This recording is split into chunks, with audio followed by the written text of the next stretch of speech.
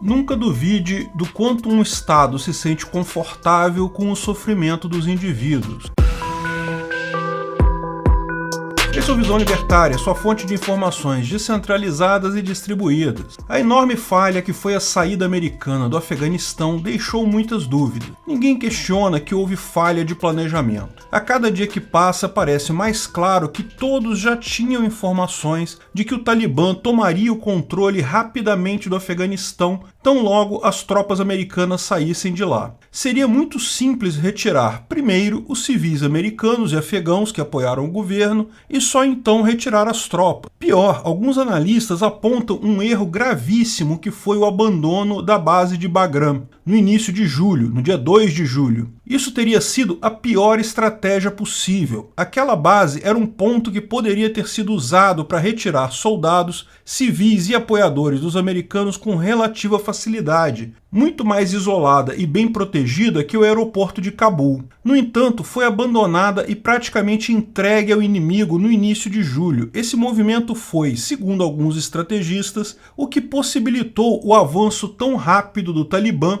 e a desintegração completa do exército afegão em poucas semanas. Mas foi um erro tão crasso, tão óbvio, que muita gente começa a se perguntar se isso não teria sido proposital, se não haveria o interesse americano de que a saída fosse mesmo algo ruim. Lógico, nunca deve se subestimar a capacidade de governos de fazerem besteira, pode ter sido sim meramente um erro, como tantos outros cometidos por governos durante tanto tempo, mas apenas para exercício de pensamento, qual poderia ter sido o interesse americano em uma saída vergonhosa como aquela? Por exemplo, é fácil tecer a hipótese de que a indústria militar bélica americana não estava satisfeita com a saída do Afeganistão. Eles tinham inúmeros contratos, ganhavam um bocado de dinheiro e, lógico, isso irrigava muitos bolsos de políticos lá nos Estados Unidos. Então é fácil imaginar que havia sim interesse deles em que a saída implicasse em um retrocesso claro, a ponto de poderem usar tal exemplo daqui para frente. Se alguém falar agora, vamos sair do Iraque, vão ser muito rápidos em apontar, olha só o que aconteceu no Afeganistão, temos que ir com calma,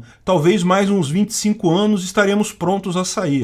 Mas pode ser algo ainda mais singelo, pode ser um motivo econômico. O grande motivo pelo qual os Estados Unidos operam como um xerife no Oriente Médio é para proteger um país específico daquela região com quem mantém boas relações. Já faz muito tempo que a produção de petróleo nos Estados Unidos é maior que o seu consumo. Eles não precisam mais do petróleo do Oriente Médio, porém fazem questão de defender os interesses de um país específico ali na região. Se você achou que esse país era Israel, está errado. Esse país é a Arábia Saudita. Foi um acordo entre o governo americano e o governo saudita que garantiu o esquema dos petrodólares, que é onde, até hoje, o dólar lastreia seu valor. Quase todos os países do mundo precisam importar petróleo. A Arábia Saudita, como principal produtor mundial, só vende em dólar e usa seu prestígio, junto aos demais países produtores e à OPEP, para garantir que todos só vendam em dólar. Com isso, os árabes tiveram a proteção americana para nacionalizar as empresas de petróleo e aumentar os preços do petróleo no mundo todo, tornando eles próprios muito ricos, mas dessa forma enxugando os dólares em excesso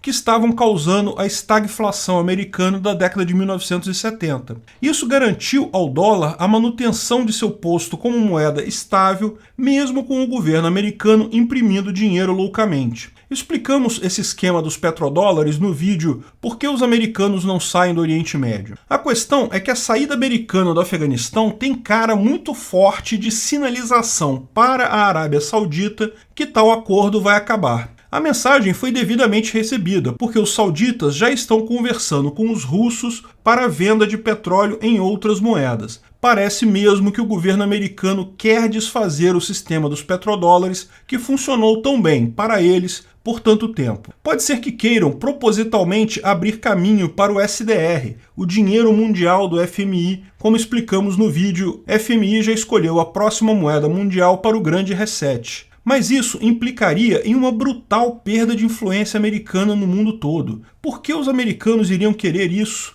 Bem, em parte devido ao dilema de Triffin. Eles sabem que o esquema atual não tem como ser mantido indefinidamente. Explicamos isso num outro vídeo. A nova moeda mundial do FMI será implementada na forma digital, mas em parte também porque pretendem abraçar com força a MMT, Modern Monetary Theory, ou Teoria Monetária Moderna. Não seria a primeira vez que o governo americano abraça com força uma teoria econômica furada. Após a crise de 1929, o New Deal baseava suas ideias econômicas na visão de Keynes, uma visão totalmente equivocada, que dizia que o governo deveria despejar dinheiro na economia para reaquecê-la. Se for preciso, construa pirâmides, mas gaste dinheiro com o que quer que seja. Infelizmente, lógico, a má alocação de recursos nunca é a melhor opção. E, de fato, ao contrário do que dizem muitos livros de história, ao invés de resolver a crise, o keynesianismo apenas a tornou mais duradoura. A crise de 29, de fato, só acabou depois da Segunda Grande Guerra, com os enormes avanços tecnológicos que garantiram um aumento de produtividade sem precedentes. Aparentemente, quase um século depois, o governo americano está novamente querendo achar soluções milagrosas para a economia.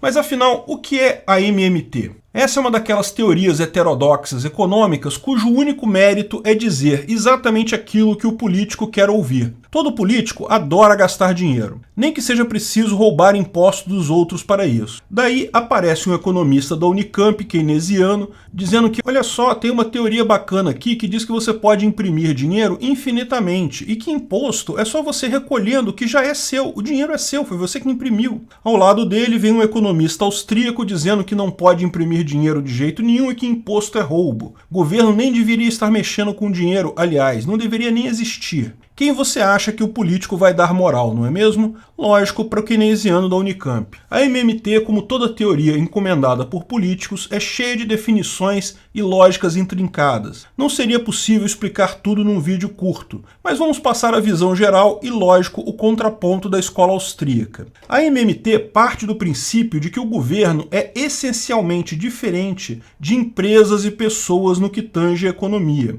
no sentido de que ele não é um usuário do dinheiro, ele é o emissor do dinheiro. Isso é uma coisa totalmente diferente. Todo o dinheiro que circula é, na visão dos teóricos do MMT, propriedade do Estado. O governo, portanto, não precisa se restringir pelas mesmas regras de empresas e pessoas. As empresas e pessoas precisam ganhar dinheiro que depois vão gastar. O governo não. O governo pode imprimir quanto dinheiro for necessário, afinal, é ele que emite o dinheiro. Mas é lógico, mesmo os lunáticos da MMT sabem que não dá para ir contra a lei da oferta e da demanda. Se for gerado muito dinheiro pelo governo, mais do que é efetivamente demandado pela sociedade, evidentemente o valor do dinheiro diminui, pois há mais oferta que demanda. Dinheiro valendo menos é o mesmo que inflação, lógico, as coisas estão mais caras agora. Até eles reconhecem que imprimir dinheiro loucamente causa inflação. Como os teóricos do MMT imaginam resolver este problema? Simples, o dinheiro precisa voltar para as mãos do Estado.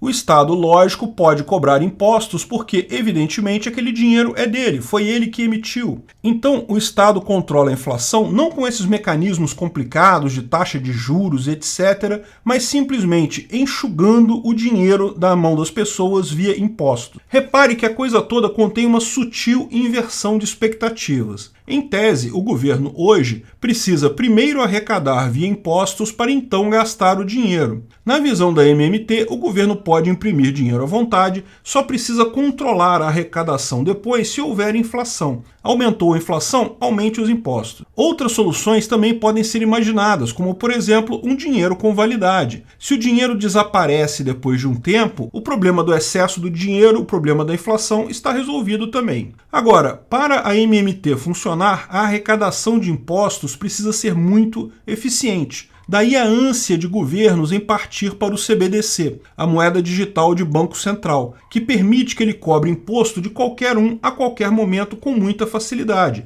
posto que tudo é digital. Veja também que a MMT é incompatível com uma moeda mundial, porque os Estados Unidos só conseguem cobrar impostos dos seus cidadãos. Então, se ele imprime dinheiro para todo mundo, mas só pode cobrar imposto de uma parte das pessoas, o controle da MMT pelo imposto se torna impossível. Daí a necessidade americana de destruir o dólar enquanto moeda de troca internacional. Os americanos querem abraçar a MMT, querem tornar a economia deles um pesadelo distópico em que o governo pode, a qualquer instante, tirar dinheiro da sua carteira para cobrar impostos, para enxugar o mercado, ou seja, para conter a inflação. Mas qual o erro da MMT então? Bem, muito simples. O governo, de fato, é uma entidade diferente de empresas e pessoas na sociedade, mas apenas no que tange a sua legitimidade e uso de violência. Nesse aspecto, de fato, o Estado se assemelha mais a máfias, bandos de traficantes, milícias e outras entidades ilegítimas. Mas, no que tange a economia, o governo é igualzinho a qualquer outra entidade da sociedade civil, porque, em tese, tudo pode ser dinheiro. O dinheiro impresso pelo Estado é apenas um serviço fornecido por esse, mas que pode ser fornecido por outras pessoas também. Qualquer produto ou serviço pode ser entendido como uma forma de dinheiro,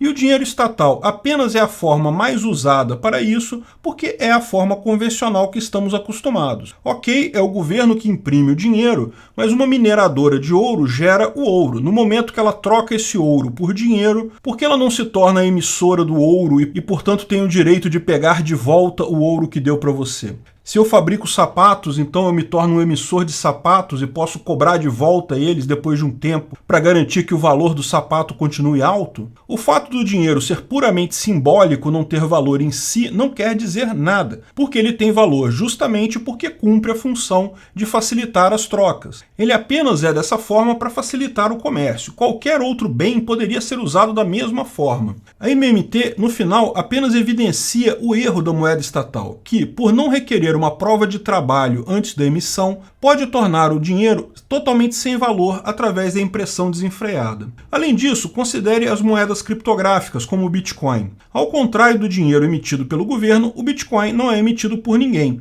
Então, ele pertence mesmo a quem o possui. Nessa situação, o governo não teria direito algum de cobrar impostos sobre Bitcoins. Mas, lógico, não é isso que o governo pensa. Ele quer cobrar imposto sobre o Bitcoin, sobre a sua casa, sobre o seu prédio, sobre o seu carro, coisas que não foi ele que emitiu. De qualquer forma, o Bitcoin, justamente por permitir trocas exatamente como dinheiro, justamente por ser imune a essa maldade intrínseca do governo, se apresenta como uma solução de dinheiro melhor que as moedas fiat. E ninguém precisa cobrar imposto para evitar inflação em Bitcoin.